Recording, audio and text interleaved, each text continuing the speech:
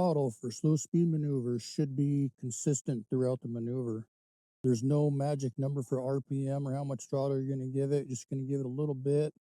Basically, you want to have enough throttle that if you have to goose your cut real quick to come out of a possible fall, you need to have enough throttle that the motor won't die. It's going to take some practice to figure out what exactly position your throttle is going to be in.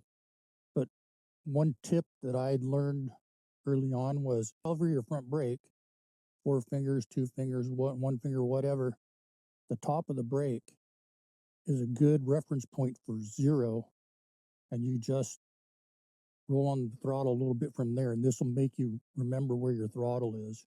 And then when you do your maneuvers, just keep it there throughout. Real quick word on the friction zone. So we're talking about, on my motorcycle, right there, the clutch is completely disconnected. Right there, it's all the way out. That's how you normally ride, with the clutch completely out. We're talking about right about there, where the clutch starts to grab, to right about there-ish, where you're still slipping the clutch. It's not really fully grabbing yet.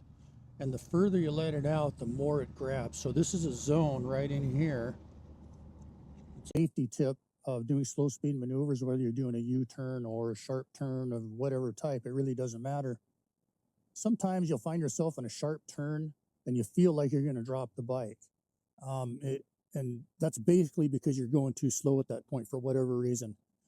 But the point is, if you've got your throttle set as we described, and you've got your clutch in the friction zone and you feel like you're going to drop the bike, all you have to do is just give a little goose of power by releasing the clutch just slightly.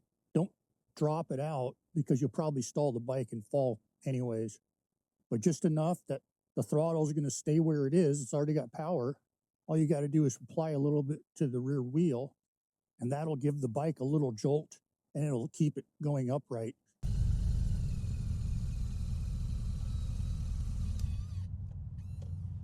So I hope some of the stuff we go over here can help people.